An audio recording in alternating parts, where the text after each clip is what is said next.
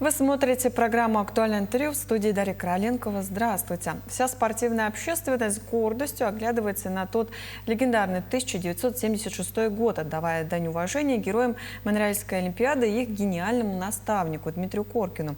В Монреале Павел Пенигин поднялся на высшую ступень пьедестала, а Роман Дмитриев, чемпион Мюнхена, и Александр Иванов завоевали серебряные награды. Сегодня в нашей студии Александр Николаевич Иванов. Александр Николаевич, здравствуйте. Здравствуйте. Вот вы начинали свой путь в якутском селе Тоя-Хая, уже через 10 лет стояли, так сказать, на олимпийском пьедестале, в Монреале. Вот каким был вот этот путь лично для вас и вот что стало самым важным вот на старте карьеры у вас? Путь до Олимпийских игр, конечно,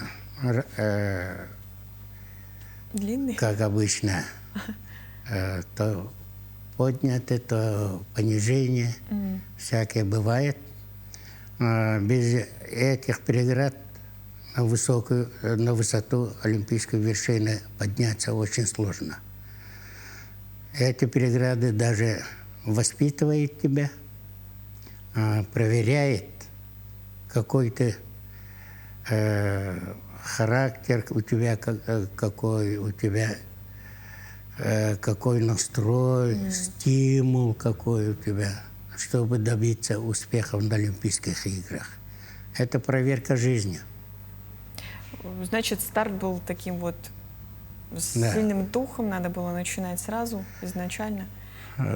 Ну, до Олимпийских игр, конечно, много случаев, но особенно вот в высшем спорте.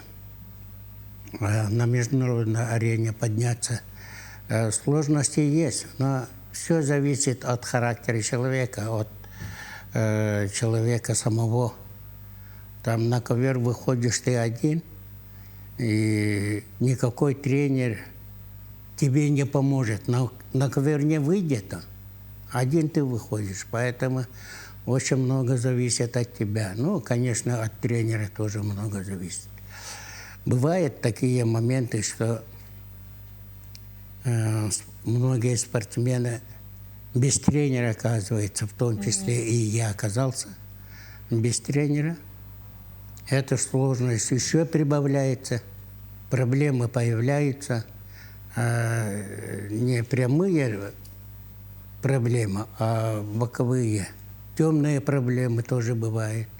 Это высший спорт, это большая политика, поэтому тут нюансов очень много, сразу не поймешь.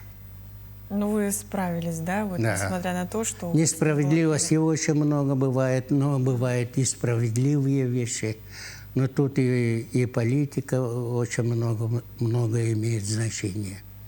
Даже вот в то время, да? Да, в то время очень. Политика у нас в советском спорте была, патриотизм хорошо развито было у нас. Требовалось патриотизм. И поэтому мы многие преграды мы перешли, даже сказать, вот, удачно. Вот в финальной схватке Олимпиады вот в 1976 году вот вам вот противостоял японец, да, Юдзи Такада. Вот та схватка решила судьбу вот именно золотой медали, да?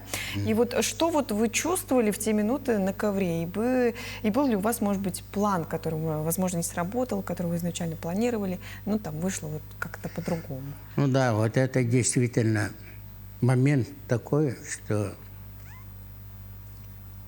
я не могу сказать, что я выиграл бы Юдзи Такада, японца. Но тут ситуация такая сложилась, что я только что говорил, политика там и разные нюансы были. Против меня многие работали, хотя мы Советский Союз защищать должны. Но подковерные работы там были. Поэтому это очень много помешало.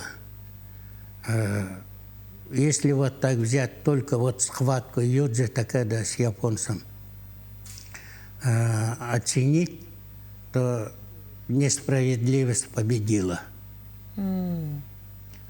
Потому что я не готов, оказывается, был к этой схватке, потому что схватка должна быть ровной. одинаковый у нас.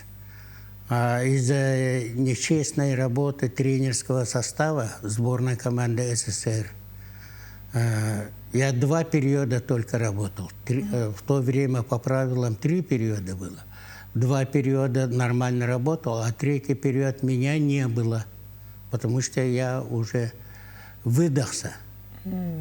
Истощение как раз в этот, когда я сидел на стул в углу отдыхать. И как раз в этот момент ударил это истощение. Это вот в плане... Это у меня вот резко у меня в глазах туман было. Туман, и руки, пальцы ничего не слушают, мышцы не слушают. Сам уже так, уже как в тумане. Поэтому 3-й период схватка не получилась, в итоге я проиграл. Если вот так рассуждать, первый период я выиграл 5-4. А потом 2-й период 11-11 счет закончился. 3-й период меня не было.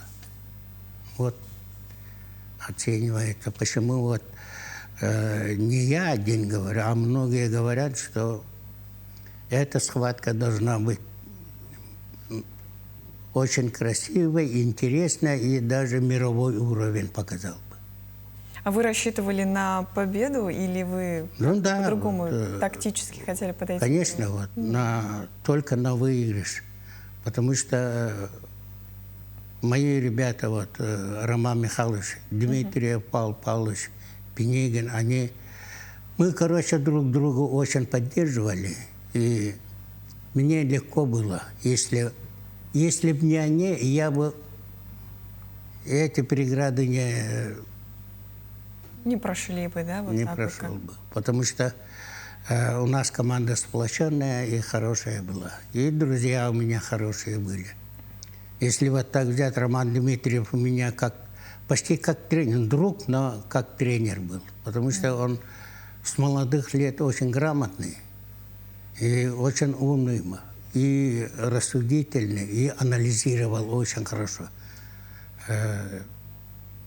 ход соревнований, методики, тактику. Он как тренер у меня был. Вот как раз-таки, да, вот про Павла Пенегина, вот он завоевал золото, и вот уже будучи олимпийским чемпионом, да, в Мюнхене взял серебро. Вот что значило для вас оказаться на одном именно пьедестале с этими легендарными борцами, и как вы вот поддержали друг друга? Вот вы еще сказали, что у вас был в то время вот сильный дух, и в то время патриотизм прям у вас был актуален. А вот как вот это проходило вот между вами? Ну, как вы сплочались? Да. На пьедестале стоят, конечно, очень хорошо. Как Роман Михайлович говорит, это оттуда слазить неохота. Вечно остался бы, говорит. Но тут такое дело. Страну, флаг поднимать, это, конечно, очень достойно и торжественно даже вот так взять. Я говорю, вот патриотизм у нас был очень сильный, сильно развито было. И воспитание такое у нас было в советское время. И мы страну любили. И в том числе и свою команду. Вот. Мы свою команду действительно любили. И друг друга считали себя братьями. Оттуда и борцовская дружба, братья, братская дружба. Оттуда и идет. А между вами были ли какие-нибудь такие поддерживающие, может быть, слова, или вы что-то часто друг другу говорили, дабы поддержать друг друга вот перед боем? Да. Ну, интересно, вот между вами, как личные были отношения. Мы командой болели друг за друга. Команда Советского Союза тогда вот заняла первое место, обошли вот и Америку, и это другие сильные страны. Всех. И поэтому мы горды тем, что в такое время мы попали. Но на Олимпийские игры попасть, это сделать, подвиг надо сделать. А без этого не добьешься успеха. Участвовать на Олимпийских играх могут, но термин, главное участие было раньше. А сейчас такого термина из моды вышло. Сейчас медали успеха только требуют. Вот президент Международной еще Федерации, да, борьбы Милан Эрцкан назвал вас эталоном и сказал, что вы не столько боретесь, да, вот сколько играете на ковре. Вот как вы сами относитесь именно к такой оценке? Что для вас значит именно красивая борьба? Конечно, это достоинство, это, конечно, очень великое. В мировом спорте это президент Федерации всемирной борьбы, поэтому оценка очень хорошая, вот, высокая. Но я бы не считал. Вот. В мире нет человека, который 100% борьбу, вольную борьбу знает. В мире нет, хоть 10-кратный чемпион мира Олимпийских игр. Все равно такая большая политика – это вольная борьба. Философия. Поэтому очень сложно. Но все равно Милану Эрсаяну спасибо за такую оценку. Александр Николаевич, а вот после завершения карьеры вы еще и воспитали не одно поколение спортсменов, став вот заслуженным тренером. Что из этого вот вы пронесли через годы, да, вот вы стараетесь передать своим ученикам в первую очередь, что вот конкретно? Ну, великим тренером любой не может стать, потому что это дается от природы, как Дмитрий Петрович Коркин. Но это я не знаю, это оценивать не могу, потому что просто обычная вот трудовая деятельность любой может. Ну, просто добросовестным надо быть и знать свою профессию. Тогда уже нормально вот будет. А как великим тренером, как Коркин стать, это не каждому суждено. А что лично вы даете в первую очередь? Дисциплину, наверное, учите своих учеников. Ну, ученики есть ученики, вот, они бывают и слабые, и удачные бывают. Да. Но в основном у нас в Якутии талантливых детей очень много, но их надо, как бы сказать, вот. С одной стороны, я хочу сказать сразу, вот, критику надо понимать правильно. Самое главное, это не критика, не ругань, это они хотят лучше, поэтому критикуют. А от критики надо учиться. Ну, принимаете, вы имеете в виду, объективно, да, в свою сторону, Да, для того, чтобы расти как спортсмен? Они желают лучшего, поэтому критикуют. А критика, я не знаю. Ну, я думаю, Александр Николаевич, можно на этом завершить, закончить. Спасибо, что к нам пришли. Действительно, было очень интересно с вами поговорить сегодня. Я тоже поздравляю вот, якутский народ. Действительно, это 50 лет победы на Олимпийских играх. В то время это очень хорошо. И поздравляю. Они тоже помогли нам. Поэтому это общая наша победа. Спасибо. Спасибо, Александр Николаевич. Я напомню, это была программа «Актуальное интервью». До встречи в эфире.